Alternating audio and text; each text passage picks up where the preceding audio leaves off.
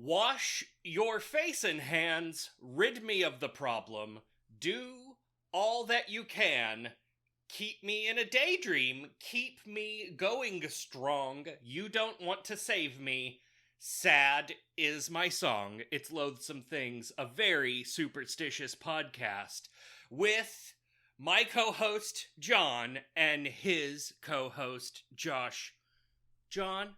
Yes? How are you feeling today? Oh, man.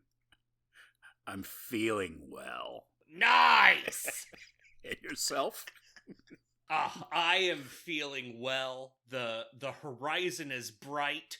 The dawn has risen on a new day, and two football teams that I really enjoy are about to play a Super Bowl. Yes. Very exciting that those are the two teams that are going to be playing it, because, I mean, who doesn't love the Kansas City Chiefs and Philadelphia Eagles? I mean, who? I haven't found a single person.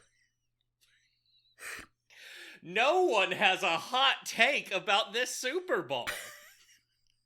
I don't.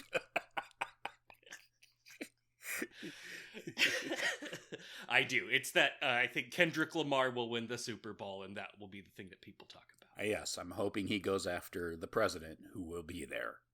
Who will be there, and Travis Kelce already bent the knee, so that's cool. But, you know, we're going to get to see Kendrick Lamar talk some stuff about Drake, a Canadian children's soap opera actor turned rap artist, I suppose? Yes, large blue cowboy boot wearer. I don't know what that picture was about, but there's a picture going around of him wearing a t-shirt that has an arrow pointing down that says, "Wait till you see this," or something like that. And then he's wearing giant, what look like foam cowboy boots that come up almost to his knees, that are like oversized, cartoonish looking. I don't know what the fuck. Like, fashion has completely jumped the shark. It's just like, what the fuck are you... Anything you wear now is fashion. If someone else isn't wearing it, you're fashionable. Nice. I mean, every once in a while I do go to the dollar store and I think to myself, hey, I bet I could make a fashion statement by wearing this. You know, I've always said that we all know about cleavage, and men love cleavage. But, you know, and then we also know, of course, about plumber's butt, which nobody likes. But, you know, what if there was like a testicular version of cleavage where you cut out a little slot in your pants right about the low point of where your balls would hang, and just have the lower section of your nards exposed, and, you know, what would that be called? Oh, man. Bleavage?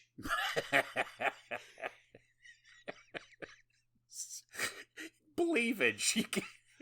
You can give off a great case of sideball. Is that would be a little testalatage? Underball. Yeah. I like it because then that would, like, the implication, because if this was a one-to-one, then, right, like, when a guy's, like running or just jumping up and down, that means that the ladies would be really hoping that one would pop out.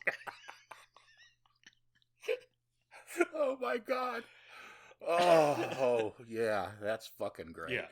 Yeah. That's good stuff. That reminds me of Nutscapes, the slightly not appropriate days of your website where guys would take photographs of a beautiful landscape and, oh, what's that at the top of the shot? Teabagging nature. Be a pubis. Yeah. It reminded me of the Brelt. Oh, the Brelt, you know, you gotta keep the boys in line. Correct. Ah. Now, see, whenever you started with this thing about cleavage, I thought you were going the other direction with it. I thought that you were talking about like a low-waisted pant, where then what you do is you take the fat that has collected above your penis, I see, and you smush it together in the middle so that it creates a crevasse.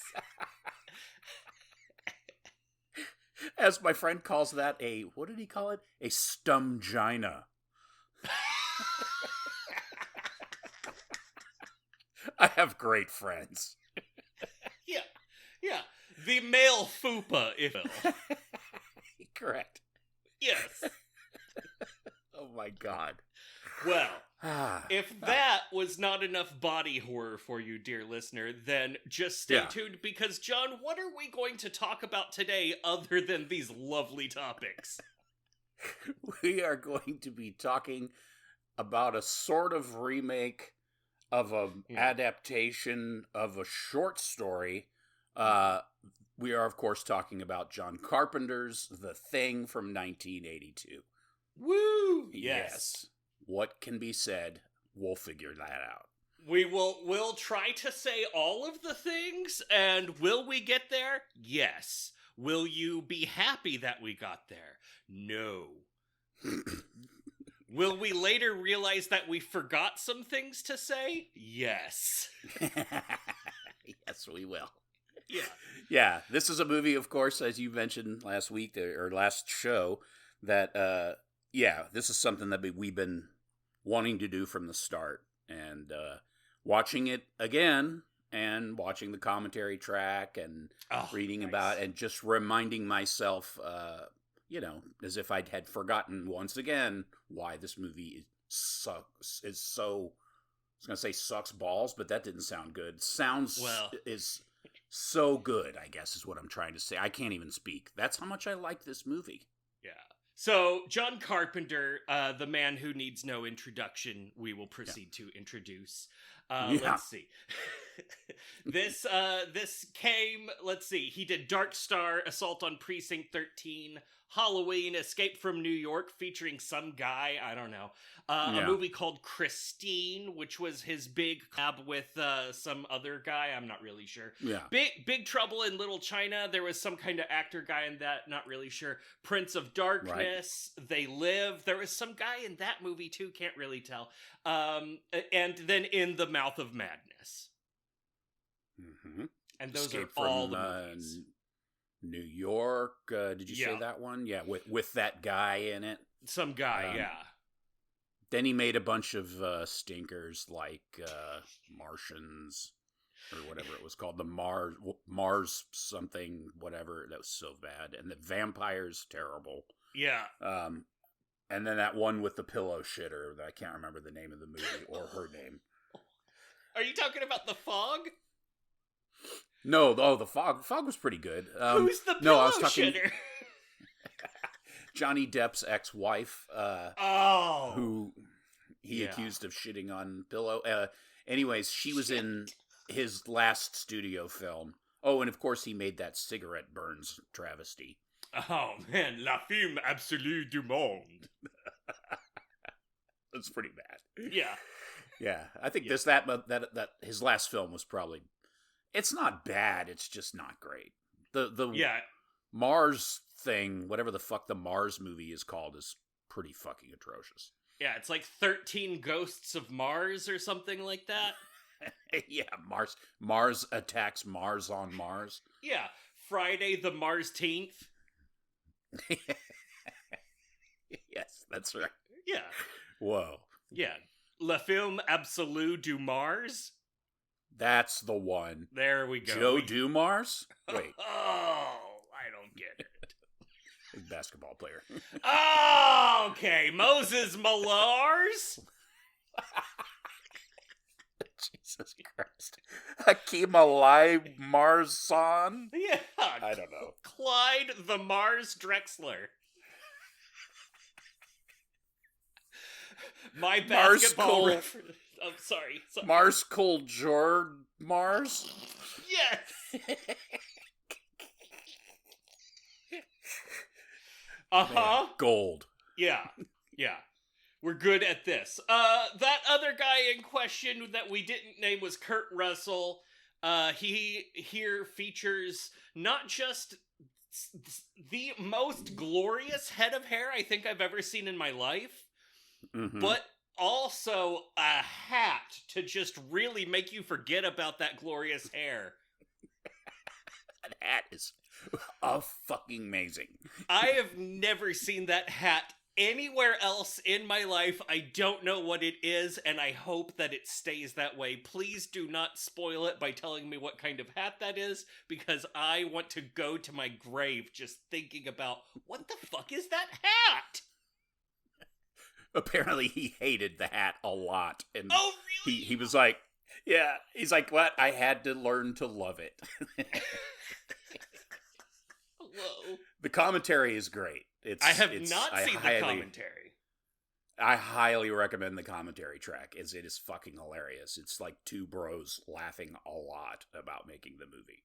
And who are those two bros in question? Kurt Russell and John Carpenter. Holy shit, I didn't know that existed. It's so good. It's just a lot of... Okay, and it's shot by shot pretty much the way they describe it. It's like, okay, now we're back to British Columbia. I remember this day. It was miserable. And this is a fake dog. That's a fake dog. And then the next shot, okay, that's the real dog. Now you'll see the dog is in the dark because it's fake and his fur didn't look quite right. It's just amazing. Oh, man, I'm going to have to look that up. I would also really like for there to be a Keith David and Rob Bottom commentary where we just get to hear Keith David's voice because he's amazing, but then also hear Rob Bottom talk about the practical effects for this movie, because if you don't know, Rob Bottom was in charge of the practical effects for this movie, although he had an enormous team of people working with him, and it is the candle to which all light must compare itself to, if by light you mean practical gore and monster effects in horror movies, and by candle you mean this movie. Yes. This is the holy grail of practical gore effects. Yeah. They did pull in Stan Winston to do, I think, one of the creatures, because I can't remember if it was a time thing or what the story was there. But yeah, Bottom is basically he's the guy. I mean, he was like 25 or some shit. I mean, that guy was firing on all cylinders. Him and his team did some of the coolest shit ever. Yeah. Yeah, just here's some credits for Rob Bottom. His first movie was Squirm. He did makeup on Star Wars A New Hope. He also did makeup on the Star Wars Holiday Special, Piranha, The Fog, Maniac, Airplane, and Tanya's Island, a famous movie where Prince's protege Vanity has a love triangle with her lover and a gorilla who wins. Wow, I remember seeing that movie on Cinemax when I was very young and wondering, what the fuck is this? Wow, I hope this doesn't carry forward into my adulthood as a kink. No way I'll remember her fucking the gorilla when I'm grown. Oh wait, I did. Oh wait. His big breaks were this, and around the same time, The Howling, and he went on to lead makeup effects in movies including Legend, The Witches of Eastwick, Inner Space, RoboCop, Total Recall, Seven, Mission Impossible, and Fight Club, because the dude kicks total ass. That's fucking crazy. Yeah, that's echelon shit right there. That's pretty impressive. Fuck yeah. This movie also features a clean-shaven Wilford Brimley, who I know as the old man in the forest from Ewoks: The Battle for Endor, and also Cocoon and Cocoon: The Return, but other people may know him as the Diabetes Man. Diabetes. Diabetes. Diabetes. He's great in this, yeah. They keep talking about how he had a background as a cowboy, so he was used to getting his hands dirty with dead animals. So he he would say stuff like, now when we get into this scene, it's gonna smell really bad. Man, this movie did a great job of people reacting to things as if it smelled bad. They thought it smelled bad, and I was like, wow, that's good. Apparently, at times, they do smell bad. Like, they did things not to necessarily make them smell like, rotting flesh, but like there's a scene where they're standing over the remains of a creature, and if I remember correctly, they were burning tons of tobacco, so it just smelled like acrid tobacco, like really dense, and so they're all just kind of like, oh. Nice. And also, all those flares apparently smell absolutely terrible and burn your skin. So there's like endless scenes of Kurt Russell holding a flare as close as he dares get it to him with his face without burning himself. And there's all these tight shots where they shoot in like the confines of like a fake ice tunnel where there's no ventilation, and they're in there all inhaling flare wheeze and just like dying. It's so good. Man, vaping sucked in the 80s. What flavor is this? Murder? Let's just hotbox some magnesium. Oh my God, amazing. So good. This was also Keith David's big break. He went on to become like the coolest actor man ever. They Live. He's the guy that they got into a big old punchy fight with Rowdy Piper over whether or not to don a pair of sunglasses, and it's possibly one of the greatest scenes in a movie that should be way better than it is. Yeah, I love that movie, but that scene is fantastic. It's so great. Yeah. And it does have its problems for sure. Yeah. This movie also features a cool little cameo from John Carpenter's then-wife, Adrienne Barbeau. She plays the chess computer's voice. They kept talking about how there's no women in that film. I guess there is one. There's one, and she's good at chess, so you should abuse her with alcohol. She is great at chess. Oh. Wait. Swamp Thing. I'm an idiot. Oh, fantastic. This movie also features the musical slings of Ennio Morricone. If you don't know who that is, he's probably the best soundtrack musician of all time. If you've ever seen a Sergio Leone film, then that's what you're hearing. He is the sound of a Sergio Leone film. He's great, but this soundtrack and the whole movie was panned as terrible, and he was nominated for a Razzie for this movie and another movie in the same year, but he used unused pieces of composition that he had left over from this movie when he made the Hateful Eight soundtrack, and that won him his Oscar. So ridiculous. It's really ridiculous because I understand, like, this movie was actually ahead of its time. I mean, I think that's part of the reason why it was so negatively received. It completely defined, the way that horror films were going to go, certain types of horror films anyway. And I just don't think that audiences or critics are, notoriously hard on genre films, but they hated this fucking film. I mean, they buried it. And as they said in the commentary, it came out 2 weeks after E.T., so it wasn't like a great time for, their movie to come out since the entire universe was watching E.T. I mean, my dad, and I talked about this on episode 5, I had to look it up, when we did the first thing with James Arness, the Nyberg film. My dad loved that film, so when this one came out in 82, he rushed to the theaters to see it, and he left the theater. He was angry. He hates this movie. That's right, I forgot that story. and I actually had a conversation. So I had a conversation with him about it a few years ago, and I was like, I said, I think I was laughing kind of at him, and I'm like, I think it's funny how much you hated that film, but that the 82's The Thing is a totally different movie. I mean, it represents a complete different style of filmmaking, a whole visual I mean, special effects were meant to, that the intention was for them to be as gruesome and upsetting as possible. That was the whole point. And he was like, yeah, I kind of see that now, but I can tell he still hates it. Yeah. It's not the movie from his childhood.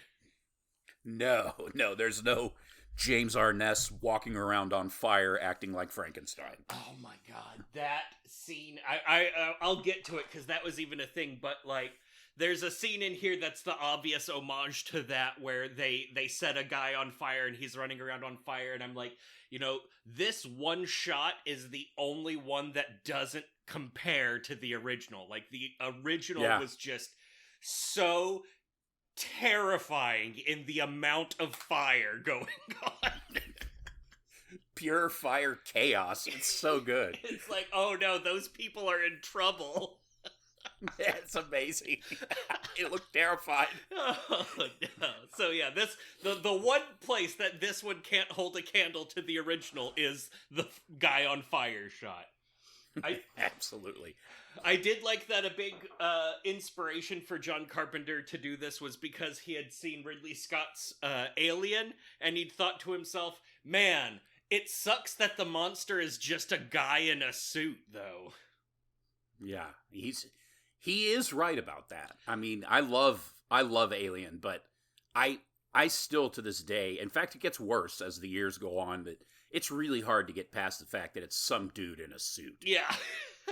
I mean, as far as a dude in a suit goes, it's pretty top-notch, but yeah, it's a sweet suit. It's a sweet suit. Yeah. You're not going to see that suit quite done that way at Comic Palooza, in all likelihood. No, it's going to be like a fat guy who's 3 feet tall, and his gut is hanging out of the bottom portion of his top half of his suit. And this is the greatest day of his life. He's certain he's going to meet a girl. Oh, man. Just the right girl is going to be here. And they're going to xenomorph together. It's good. Oh, man. Whee! Yes. All right. Anything else we need to hit before we summarize this movie? I've got it to go really quick, and then we can just talk about our favorite moments. Cool. Yeah. No, I can't think of anything. I love this. I'm still giddy because we've been watching this movie lately. Yeah. Same. This is the first time I've ever watched it and then rewatched it and analyzed it. All of the other times I've just been sitting there like glassy-eyed, happy, just, oh, this is great. And this time I'm like, all right, let's put the pieces together. Yeah. Understood. All right. A Norwegian helicopter chases and shoots at a Malamute across Antarctica's frozen tundra until it makes its way to the United States National Science Institute Station 4, where it seeks shelter among the big, strong Americans while the Norwegians accidentally blow up their helicopter, shoot one of the Americans in the leg, and get their brains blown out by Leslie Nielsen's brother, Eyebrows. Oh my God. We're introduced to the glorious-haired MacReady and the eclectic dozen. Eclectic. I can't talk today. And MacReady and the eclectic dozen, who are going to try to solve the mystery of the crazy dead Norwegians despite having no contact with the outside world, a treacherous winter storm incoming, and a menacing Malamute wandering their halls. Quick side note here, Jed is the name of the indoors dog, and he is quite possibly the greatest canine actor ever. They talk about it like the fact that he never looked at the camera or the cameraman or the dolly that the camera is on, and there's this scene where he's walking around in the hallway looking in different rooms. It doesn't look like a dog looking at its trainer. It looks like the dog is actually a thinking creature that's making plans and analyzing its situation. Great job, Jed. Very good boy. Yeah, Jed is definitely a good boy. Yeah. No shit. That Jed fucking smokes. Yeah, Jed kicks ass. And he's about to kick ass all over this camp. At the wrecked Norwegian camp, they find amazing, gross remains and evidence of something being removed from the ancient ice. They put the dog, Jed, in with the other dogs, and the jig is up with the other dogs. Thus, Jed begins an amazing practical effects super show that ends in flamethrower greatness. If you like a movie with flamethrowers, this is your movie. Because, dear God, if you want to see a guy just holding a ready with the little pilot light going flamethrower up against his chest right next to some dynamite sticks, and that seems fine with everyone, this is your movie, because that happens. We get so much flamethrower. So then the dog starts peeling off into a bunch of things and then eating the other dogs with tentacles and slime, like just fountains of slime. All of the dudes congregate around the corner. A guy says, "I don't know what's in there, but it's weird and pissed off." A great line. One of the two greatest lines from this movie. They figure out the thing was trying to replicate and imitate all of the dogs. They find the giant spaceship that the Norwegians dug up deep from the ice. Very much a replication of the scene from the original film. Doc Wilford Brimley runs a computer simulation, and it turns out that the whole planet is fucked if the thing gets out. So he freaks out, and they lock him in a shed. And then what follows is a gradual, dramatic, practical effects smorgasbord of body horror and replacement paranoia, which is just some of the best that you'll ever see. We get one of the greatest defibrillation scenes that you've ever seen. Yeah. Yes. You get a definitely the most exciting blood test ever in cinema. Like, never before has a blood test been that exciting. Jesus Christ. Yes. Also, possibly one of the greatest head chomps, because we've seen head chomps. Everyone's seen head chomps, but have you ever seen head chomps by chomped heads chomping heads? No, you haven't. You have not. No, this is it. This is your new thing. The monster walking around, this is, at the end we see he gets engulfed in fire. It's fine. It's a good, safe, practical effect with fire. I'm glad that no one was hurt and that they didn't almost have an entire emergency on their hands. But man, is it not as impressive as the other one that almost caused an actual emergency.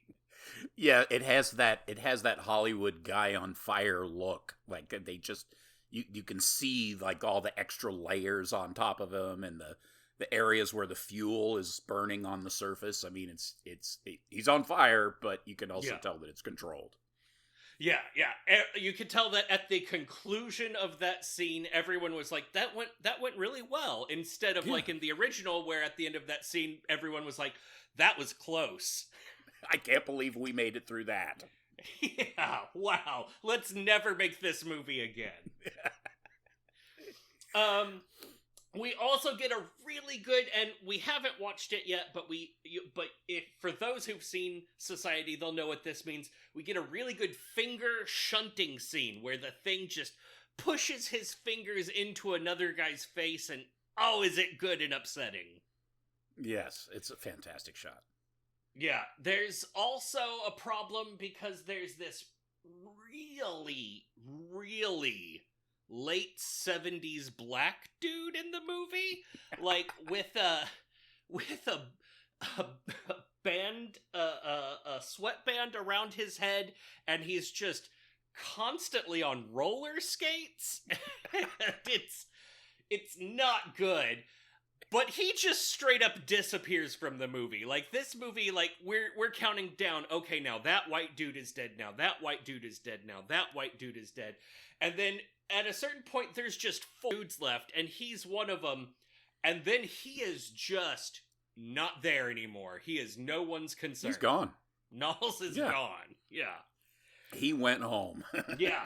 Which, for a movie that's like a dozen white dudes and 2 black dudes, there are no black dudes killed in this movie, which is pretty fantastic. So, spoiler alert there, Keith, Keith David's Childs is the last surviving member of this team, except for possibly Knowles. And it's a big fuck you to the black guy dies first, and kind of badass for that. So thank you. Yeah, thank you, John Carpenter. But before we get to that, they go and they're looking for Wilfred Brimley, who they locked in a shed outside. They find the shed empty after he'd been acting weird, and then they find a hole that went under his shed, and he's been like tunneling under the snow, and they find a personal pan-size flying saucer that he's been building out of parts that he's scavenged from the helicopter, which is just so badass. Like, I love it that it's like this alien is this unthinking living machine that like is basically not even really an organism. It's just like a mass organism of, you know, like each cell is an organism basically, and they just work together as some sort of weird bio colony. But also they're really good mechanics. Yeah, they're like, oh, a helicopter without fusion or atomic energy or anything like that. I can make a spaceship. It's fine. I'm so getting out of here. Yeah, it's like a MacGyver of space. So good. Yeah. Then after all of that, the plan comes down to this. It hates the heat. We're all dead anyway, so let's blow this place entirely to fiery shit, which they then do, and then we get to see Childs and MacReady, who have been butting heads the whole movie. They're the last two alive, and they're talking about, like, well, I guess you weren't a piece of shit after all. And then MacReady kind of a little bit dies, and then it's just Childs and movie over. Yeah. Yeah. It's, kick fucking ass. It's kick fucking ass. I will say this, in like watching it over carefully, it's not a flawless movie. Like, no. There are problems with it. I could see why 1982 people were like, this movie's not very good at all. But it's so fucking good. Jesus Christ. Yeah, I mean, of course it has problems, but, you know, whatever. I mean, it's a well-earned classic now, and you know, a lot of people have had to eat shit over their stupid words.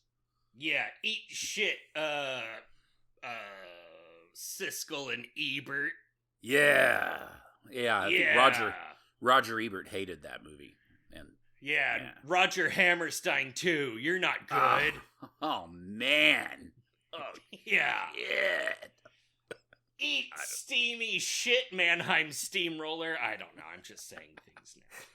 See, apparently they spent a lot of time discussing how they wanted the movie to end because nobody had a really good idea. The studio wanted them to test the idea that, you know, that like Russell gets away on a helicopter or some shit, and they were like, that just doesn't work. And no. So they didn't really address the whole running online argument, you know, is MacReady one, is Childs one, are they both one, are neither of them, you know, a thing? Because one of the things that the two of them talk about a lot in the commentary is that another thing they discussed constantly while making the film was whether or not, if you were infected by this thing, would you even know? And they decided that you wouldn't. So that's part of the reason why people are so defensive, you know, because they may actually have the thing inside of them replicating itself or replicating them, and they don't even know it because it's so good at mimicry that it literally becomes that thing. And so, you know, because it doesn't have any identity of its own as a life form, so it completely just assumes the, you know, the attributes of whatever it takes over, so that when somebody's infected by it, they don't even know, which I thought was kind of cool. I think that's bullshit. You think so? Did John Carpenter say that? Because that sounds like total bullshit to me. He did. Okay, well, I didn't get that vibe from it. I got the vibe that it was, like, super intelligent. Like, it's a smart-ass alien. It's probably got, like, some kind of, like, hive mind thing going on. It can build a fucking starship out of anything. Also, whenever it's that dog walking around, that thing looks smart. It's not like I'm just a puppy dog. It's I like, totally agree. Yeah. But you have to also remember that we're talking about John Carpenter. That's true. That's true. A great man with some flaws.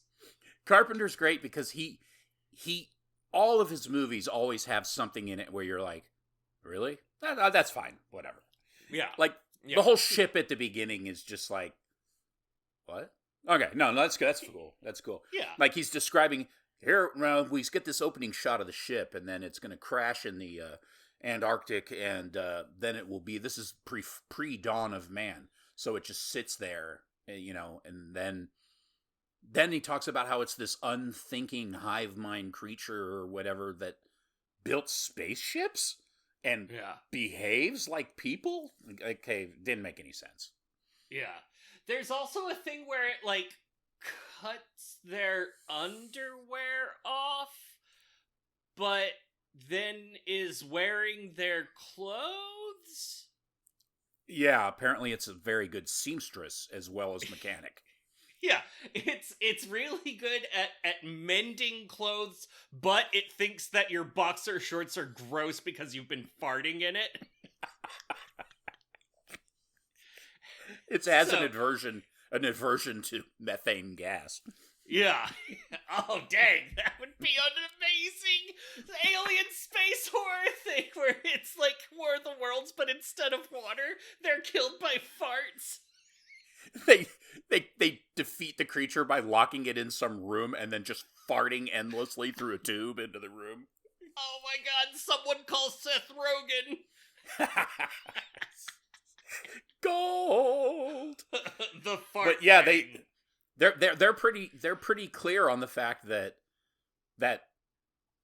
it's left in the air as to if either of them are or aren't, and that they don't want you to know that they like, the whole point is that it's supposed to be really dark, and that goes with the tone and that weird apocalyptic sense of, like, this fucking thing could annihilate Earth, but that it's basically not doing so out of cruelty. It's just an organism that wants to survive. It's like, yeah, that's a cool idea. That's also really half-baked, but that's fine. Yeah, it's cool. Fine. It's fine. There's a lot of holes here, like, Wilford Brimley, or maybe it's just Wilford Brimley's fault, because Wilford Brimley's like, oh yeah, if this thing gets out, it's going to completely assimilate the entire planet in something stupid like 70,000 hours. Meanwhile, the alien is just like, I want to get on a spaceship and get the fuck off this planet. Yeah, exactly. There's a lot, I don't know if there's a lot, but there's enough of that kind of stuff to where you're just kind of like, okay, this movie's entertaining. It makes no fucking sense. Yeah. So this is one to watch and just revel in and not watch and rewatch over and over again several times in a row and obsess over the details like some kind of asshole and then record a podcast about. Yeah, like the endless Reddit threads of people who are arguing every second of this film, all of those people can huff my methane. Yeah. Nice. Your testalatage, if you will. Correct. Yeah. Yeah. I did dip my nards into the chummy waters of the Thing Reddit, because after watching it through carefully twice, I was like, wait, do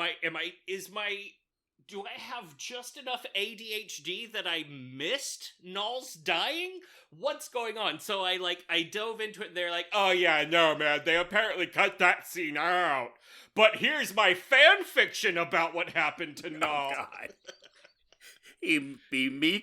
He comes across the Starship Enterprise and falls in love with Spock. Whoa!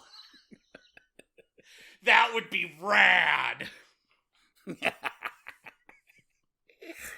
Oh yeah, I'd read that. Yeah, I would watch that movie directed by William Shatner. Post fucking haste, especially if they made it in Esperanto. Oh yes, please. Oh, and get someone on set, please get converted to Scientology while they're there. And there's got to be a scene where he walks into like a bar or, a restaurant or something, and everyone in the place is wearing William Shatner Halloween masks. Nice. Man, what a great man. Oh, yes. What a national treasure. Oh, man. Is he Canadian? I don't know. Yeah, he's American. You got the stringies? Yeah, I don't know what's going on. He's like 1,000 years old now, isn't he? Yeah, I really do like that he recreated himself from, like, the, like, serious, like, cheese actor to, like, the jolly gay fat aficionado. I just saw a commercial the other day for some law firm that specializes in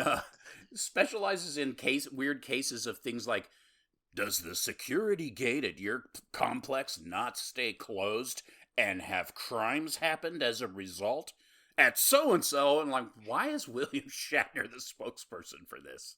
Yeah. And where's that phone number? Because goddamn it. He's just, like, in some stuffy law office sweating at the camera a little.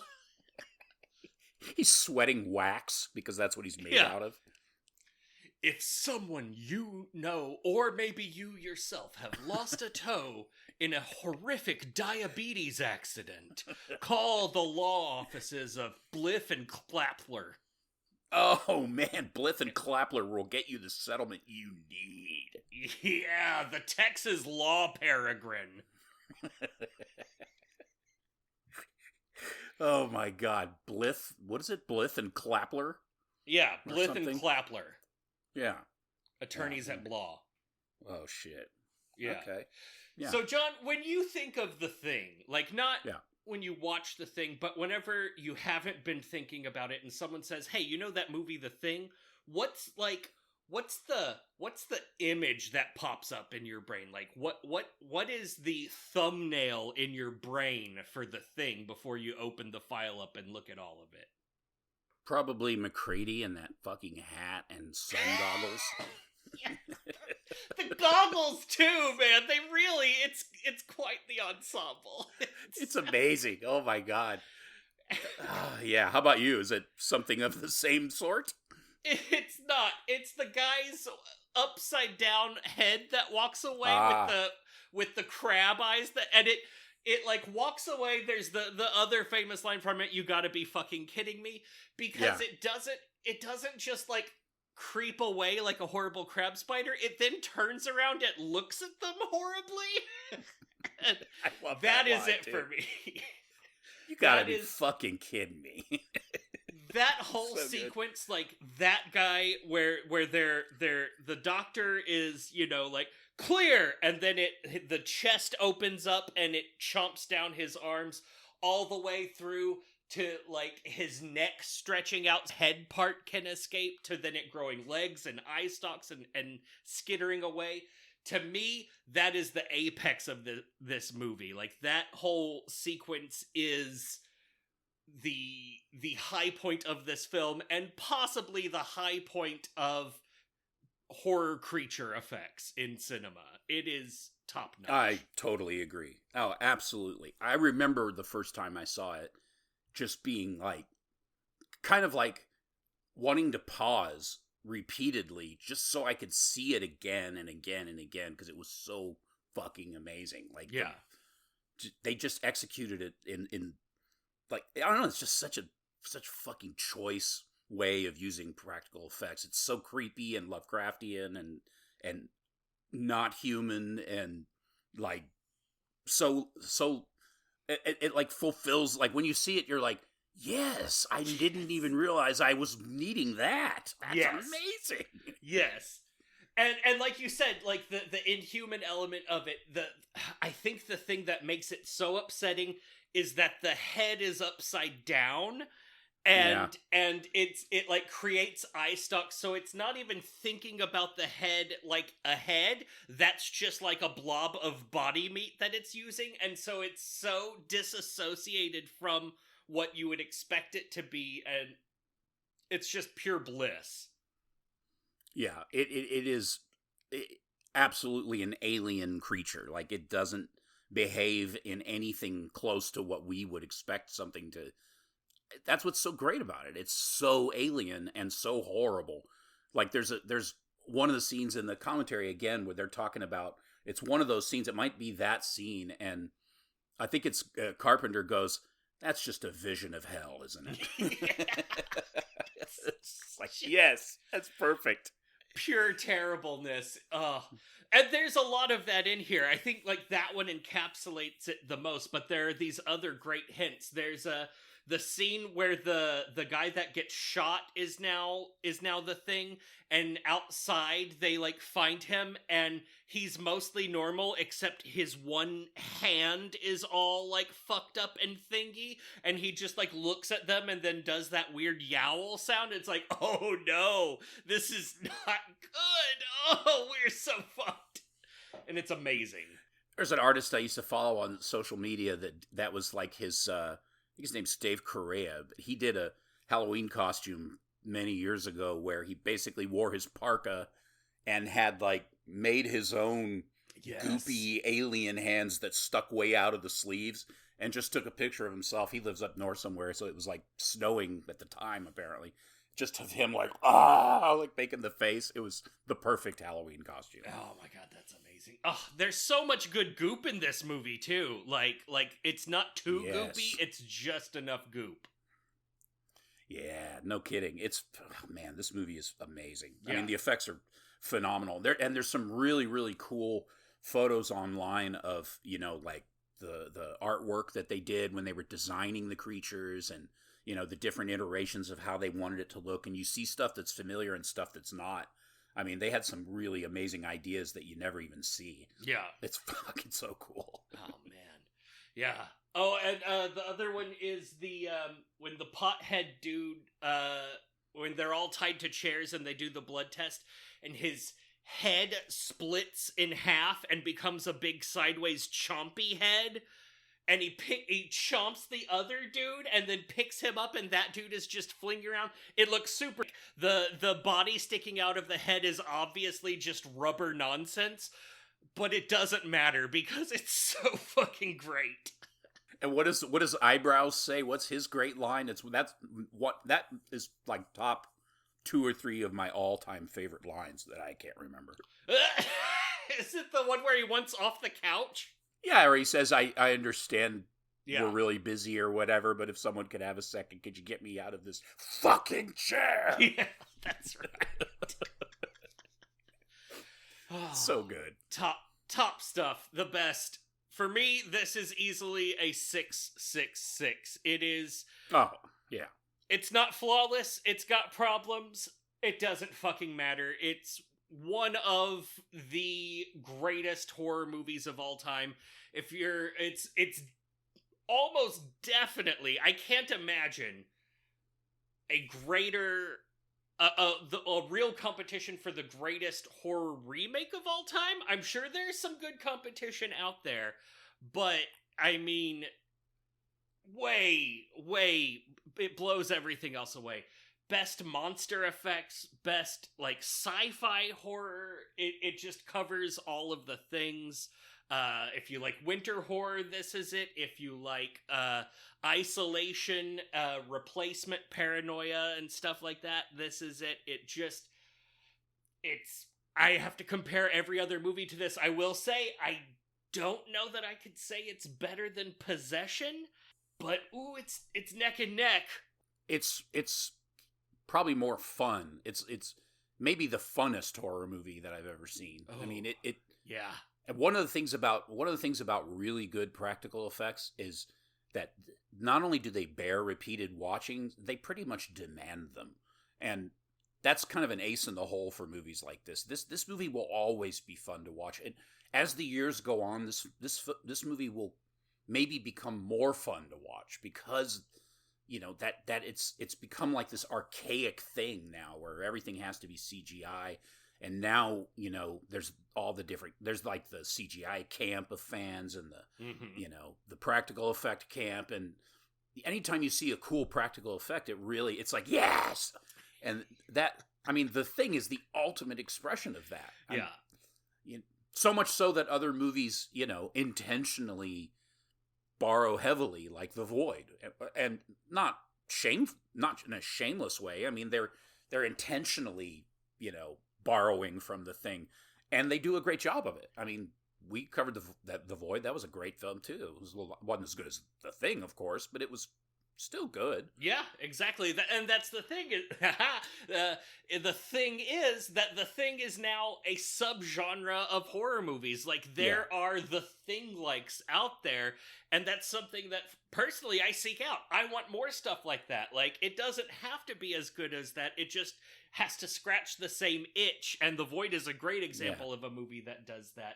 And yeah, you're right, because this movie isn't just a horror movie, it's also a sci-fi movie, and it isn't just a sci-fi horror movie, it's also an action movie of the 80s oeuvre, and for sure, the fucking, like, demolition work, the fires in here, it kicks ass, and we don't get that anymore. I don't really think that there are CGI snobs out there that are like, oh yeah, the CGI explosions of today look way more fun on screen than the explosions. Yeah. No, this movie has badass explosions. There is fire and explosions, and they are great, and so it just has that Kurt Russell-iness of it. And you're never gonna get another movie like this. Like, they don't make movies like this, much the same way as this movie wasn't the same as The Thing from Another World or whatever, you know? Like, part of what made that monster on fire scene so good is that it was vastly unsafe and irresponsible, and that never should have been allowed to happen, and all of those people should go to jail for funding that to be done that way. But man, did it look awesome! It totally did. Yeah. It's funny. I don't even hate the next The Thing movie that was supposed to be a prequel. Yeah, the prequel. Was it a prequel or a sequel? Yeah, the prequel. Yeah.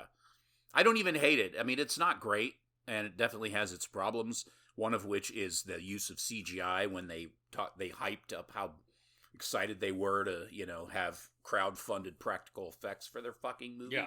But I still enjoy that movie, okay? I like Elizabeth Winstead, that helps. Yeah, she's great. I love how it ties into all of this. I do wish they'd have done the practical effects thing, but I get it. You crowdfund practical effects, and it turns out that the crowd can't fund enough practical effects. That's fine. Yeah. It sucks. Yeah. It was actually cheaper to do the CGI. Yeah. But, it's still a good entry. I think it's one of the few that we've both identified as Thing-likes that we haven't actually covered. So, that one's next. Unless, did we cover it? I don't know. I don't think so. No, we didn't cover it, but we did do that. What was the one? Cold Mountainside or something like that? Or Cold Black Mountainside. Mountain Penis with the Black Mountainside with the deer. Yeah. Beast thing, the standing deer. Taxidermy. It's so weird. Another one we should I've thought about doing is Harbinger Down one day. Oh, yeah. Man, Lance Henriksen is just willing to be in any movie, and that definitely is any movie. But again, what a cool monster. What a cool monster. Oh my god. Yeah, the monster's awesome. Yeah. That's definitely any movie. Yeah. I mean, you're not wrong. Yeah.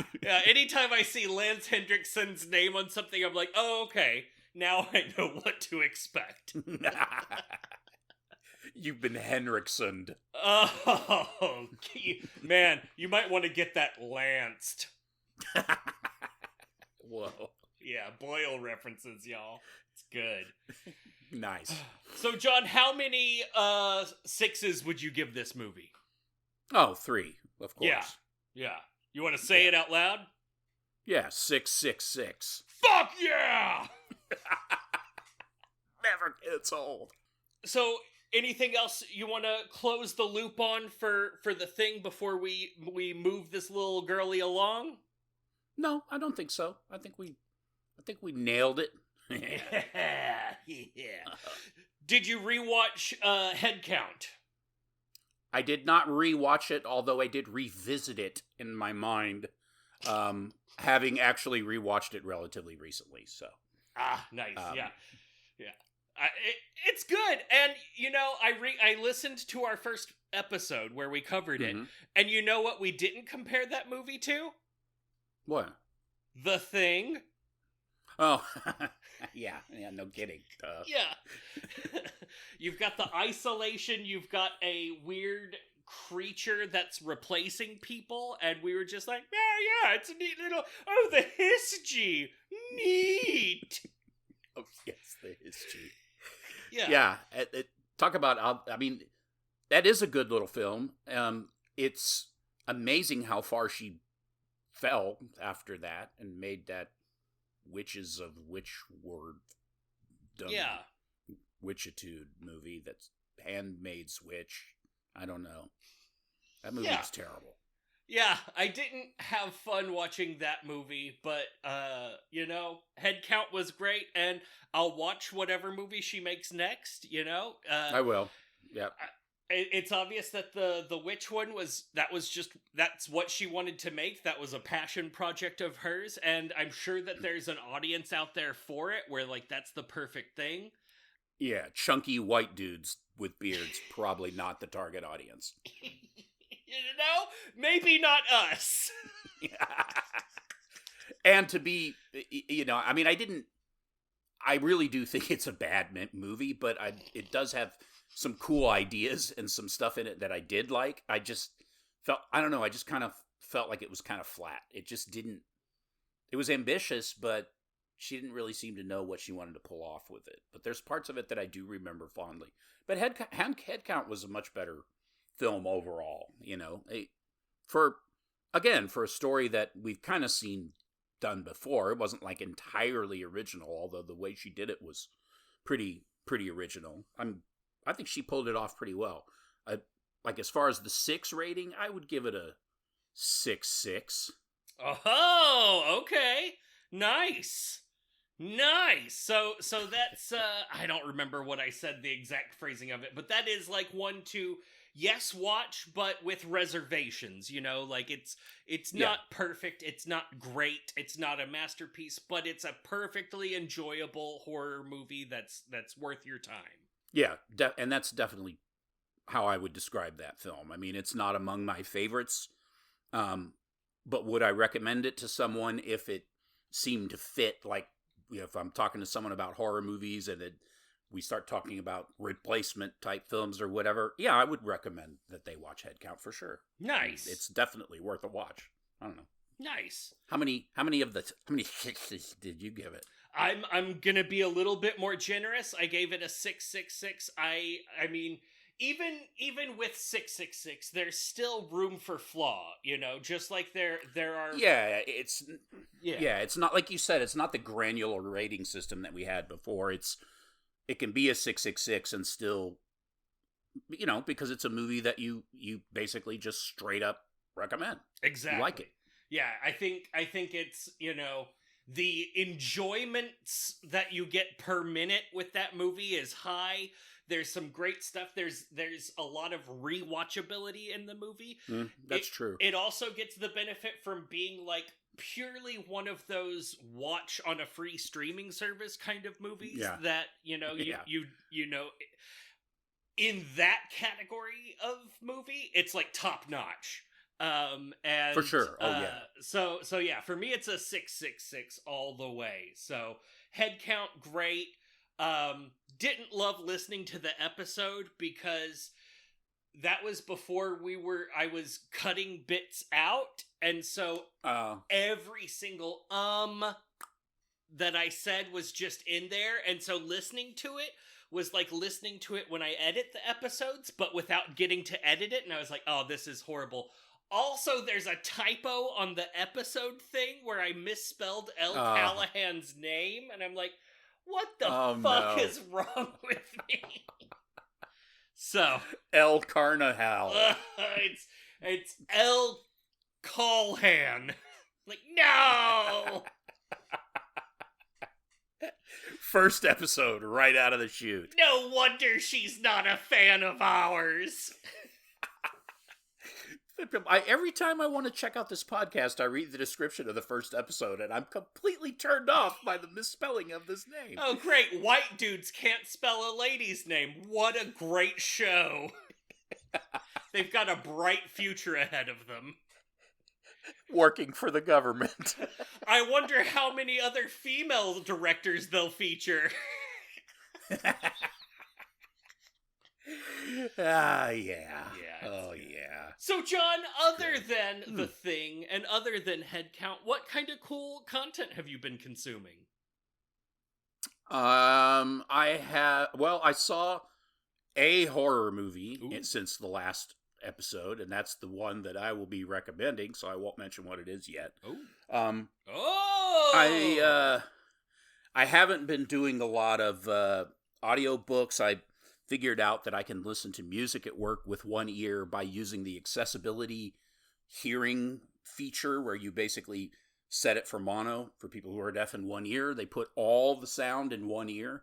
So when you're listening to music, if it's something that gets panned left and right and stuff like that, you get the whole mix in one ear. So I was like, oh, well, that's not ideal because it still sounds better in both, but then I can keep one thing out and still hear people at work.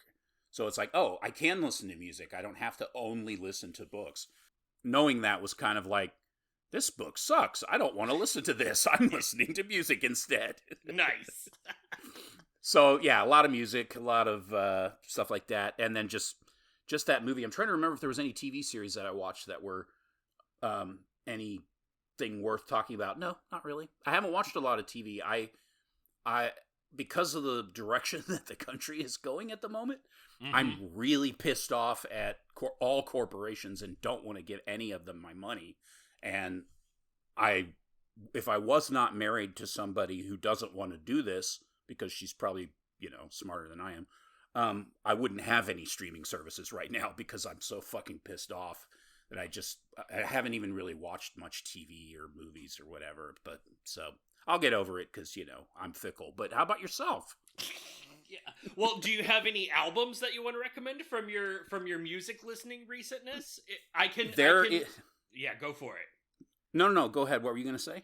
I was going to say I can talk about my thing while you search through your phone for the thing that you want to remember. Yeah, that'll work. Nice! So I watched a movie on the, I believe, Arrow streaming service. It's from 1987. It's directed by Richard Friedman. It's called Scared Stiff. And it is a Lamp-esque practical effects fest full of exactly one terrible song. It's got a African-American slave-cursed medallion and absolutely no concern for reason, and it's just a completely enjoyable film. I give it a 6.6, not because it's a good movie, but because watch it. Just watch it. It's great. You'll have a fun time. I've eyeballed that many times, so now I will definitely watch it. It's got that schlock factor it appears to have that schlock factor that I know will make it fun. Nice. I've also, if you didn't catch, I just introduced that we can rate movies that we don't even fully review, and we can just compile a list of loathsome ratings. That's a great idea, too. Yeah, that's great. Yeah. Wow, yeah, that's awesome. Yeah, that I'm going to have to watch that one. I think if it's the one I'm thinking of, then I was already kind of eyeballing it. It's a husband and wife, and they go to a place, and there's some stuff and some things, and she's a musician trying to record the music video for her hit single, but because of all of the stuff going on in her personal life, she just keeps not nailing the lip syncing. And not only do we have to keep listening to the terrible song over and over again so that she can record the music video, but it also comes up, it turns out that it's the same piece of music from the slave owner who owned the house that they moved into. And Nice. It's the song for the closing credits, and I want to kill myself. Wow, they're really proud of that tune, aren't they? Yeah, 6-6, totally great movie. Oh yeah, that's awesome. Yeah. Let's see. There's a I forget where the band is from, but they're called Clouds Taste Satanic, and they're they're an instrumental band. They just released a live album called Birmingham 2024. Very good, heavy, kind of heavy psych stuff. A lot of fun. Very good record. I believe they're a Danish band called Causa Sui. They are also kind of like a new psych. They're more of the like skilled instrumentalist kind of type psych. Like they're not as heavy as they are just diverse and eclectic. But anyways, that's a live record too. Lopen 2024. Hey, for the people at home who just heard you say the name of that band, could you spell it? Oh, Causa, Causa, and then Sui, Sui. Nice, because it's like, how did I even write that down? yeah, I know, it's kind of ridiculous. What else? Oh, okay, so then there's a record, there's a band called Lunar. They're from Sacramento. They're a progressive metal band, which is usually not my favorite kind of music, but their new record, Tempora Mutanter, is kick-ass. It's really diverse. Like, again, it's kind of like the musicianship of the previous record I was talking about, but the heaviness of the first one, all wrapped up in progressive metal, which again, not usually my favorite, but they did a good job. And then the last one I'll recommend is a kind of like they call it death doom, but it sounds more like doom meets black metal to me. Band called Spectral Voice, and the record is called Sparagmos. Okay. Which is Greek. Or at least the word is Greek. But anyways, the band I think is French.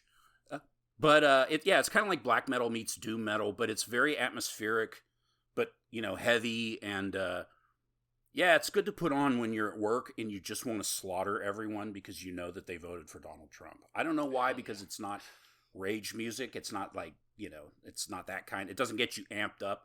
It just kind of helps you let that mood sink in. Nice.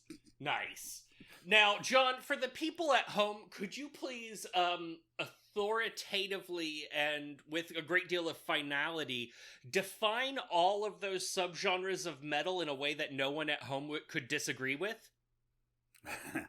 Doom metal is generally associated originally with Black Sabbath. They're, also kind of considered the guys who created metal, but a lot of the bands that are heavily influenced by Sabbath and kind of try to replicate the slower riffs, the real catchy riff-driven, moody lyrics that are, usually sung as opposed to Cookie Monstered, which is getting into death metal territory.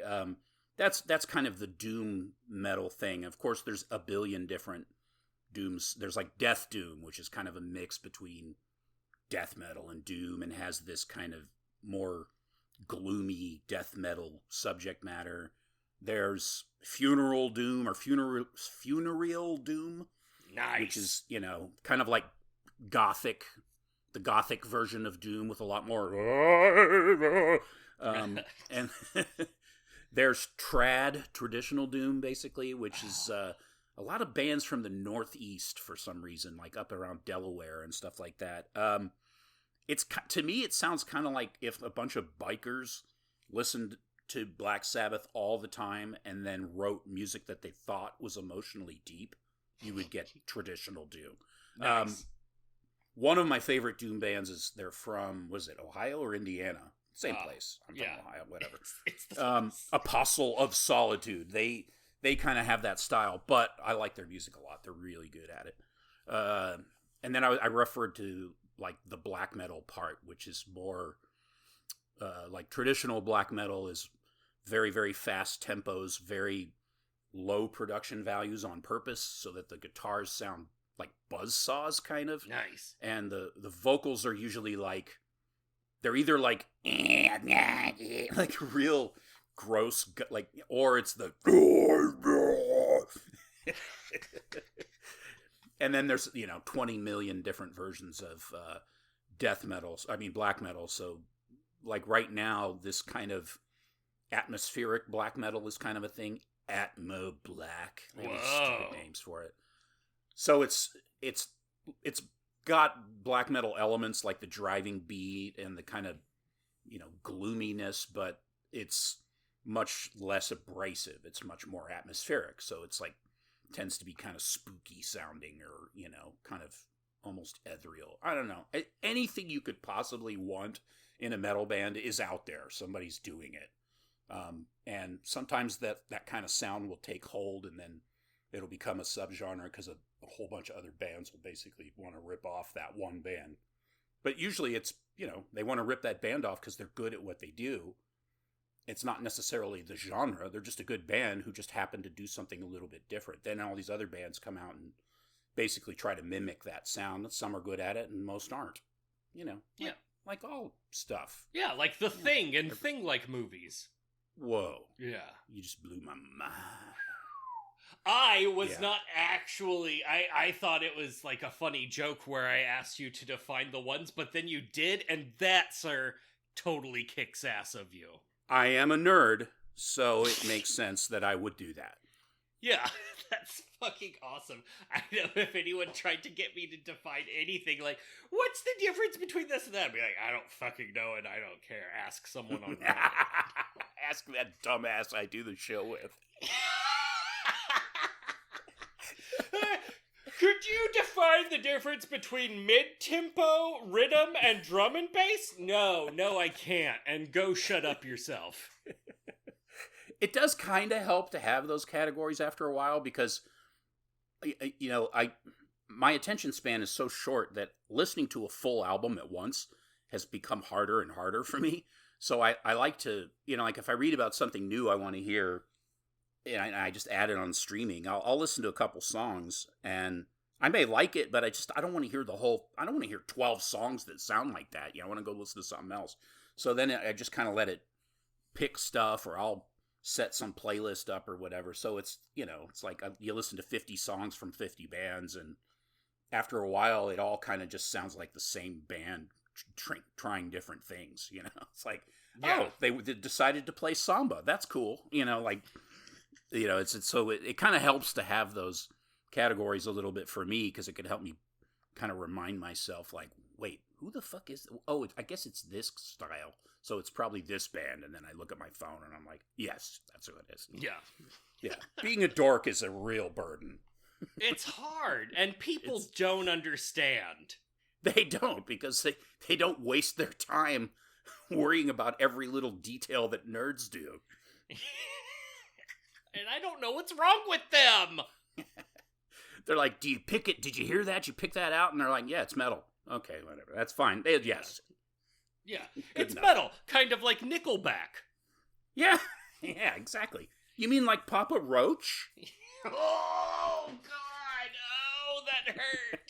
That hurt. That was the less obvious choice, and it was painful.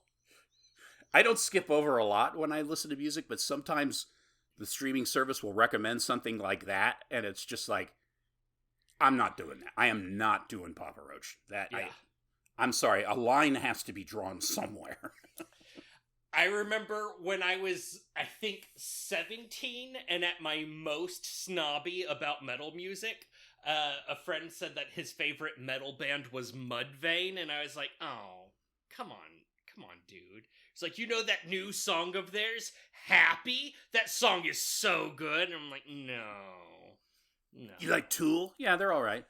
Well, you should check out Mudvayne. And I'm like, no, I should not check out Mudvayne because they suck. They suck. It's not good. The difference between black metal and death metal is really AFI. I think part of like I try to get as far away from the snobbiness as possible. So there's a lot of music that on paper I hate, but when I hear it, I'll listen to it. You know, if it comes on, or you know, like if you're in a store somewhere and they play some song that, for all intents and purposes, you pretty much just detest, and then the whole time you're listening to that song, you're like paying attention to it and kind of like do do do do do. What the fuck am I doing? And like you're kind of actually enjoying it. It's like, that's okay. There's nothing wrong with it. It's just entertainment, for fuck's sake. Yeah. I have made it a point now, and I keep up with it, where every time Celine Dion's Titanic song comes on, when I'm in a public place, like at the grocery store, I, as loudly as appropriate, declare that is my favorite song. That's my jam! There's this horror author, Brian Keene, and he puts out like a newsletter every Sunday. I forget the song, but he was talking about how he was in a grocery store and some song came on, and he said he made it a point to sing that song as loud as he thought he could get away with. I was just like, oh man, that's amazing. Oh, it was a 38 special song. That's what it was. It was Caught Up in You. Nice. So caught up in you. So he's just like belting that out in some grocery store, and I'm sure everybody's just like, will somebody please tell that man to leave? The other day, that's kind of awesome. The other day we were in HEB and the song came on and it's like, ooh, I love the way you love me. And so I was like, okay, so what exactly does she love? She loves the way he loves her? Or is it... Yeah. And so we proceeded to have that conversation throughout the remainder of HEB. The last 2 times I've gone to HEB with my wife, they've played the same song. They play the, like, Muzak 80s or whatever, which Muzak now just means streaming service. Yeah. So it's the 80s channel. And the last 2 times we were there, we heard that song. It was you, woman, right down the line. So we're like in the produce section. We just got in the fucking door and that song comes on and I'm just like, I just got this fucking song out of my head from the last time we were in HB. So I wasn't familiar with the song itself. I was familiar with Bender from Futurama's rendition of the song. So a while back, Melanie and I did a deep dive into the music video and the lyrics and everything of the song Karma Chameleon. And that song sucks so much. And it doesn't make any sense. And it's like on a Mississippi River, slaves music video. And it doesn't make any sense. And so we did it. And then one time we were in HEB and we were at the checkout line. We were getting ready to pay and that song comes on. And so I'm just like, oh man, what a great song. Or whatever the hell it does. It's horrible. I hate that song. And then he's just naming colors. Red, gold, and green. Why? Why are you saying that? What's wrong with you? And why are you on a steamboat? Yeah. Why are you on the bank of a river where the people that are around you obviously don't want you there? Who's that kid in overalls sitting on a barrel?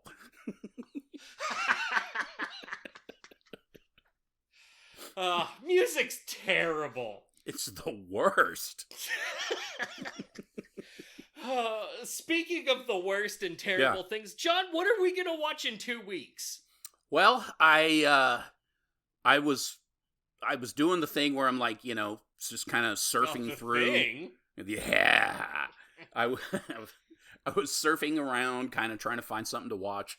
I stumbled across this movie, and I decided that I was gonna just watch it sight unseen. It seemed kind of it would probably be entertaining. It's a Hammer film from 1976.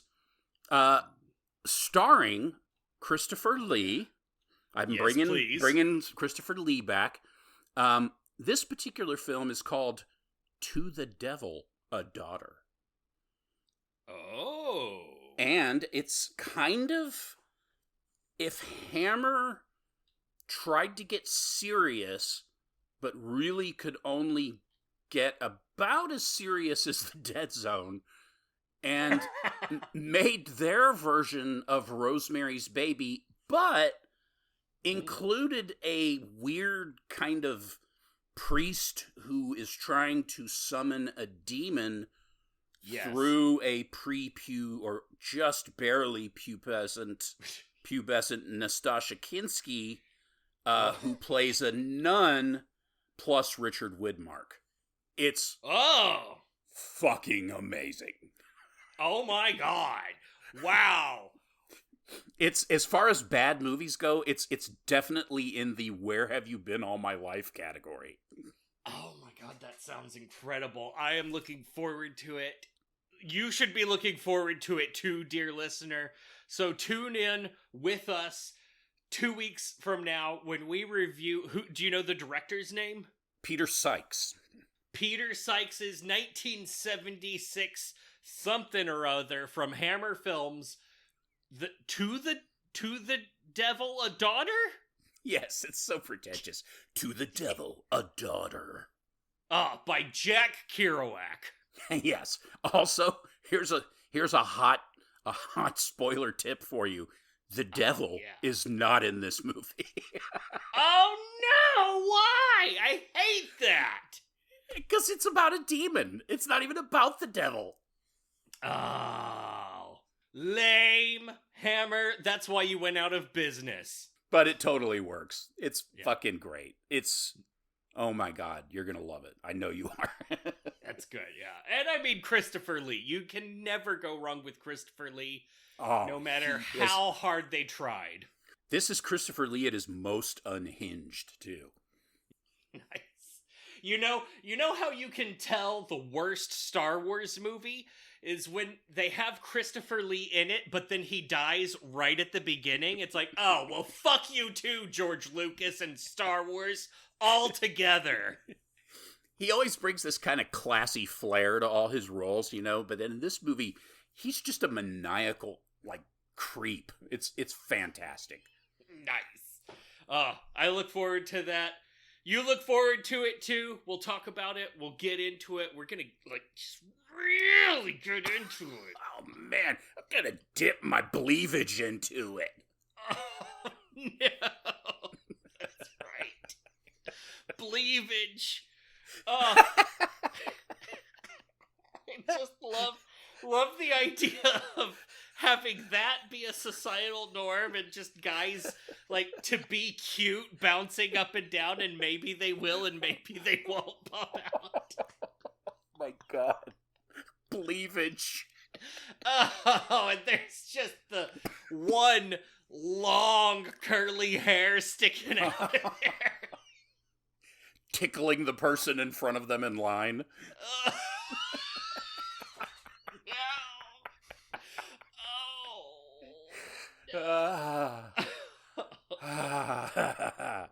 Good. Yeah.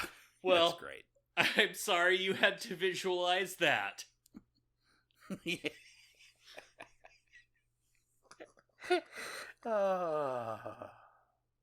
Bleavage.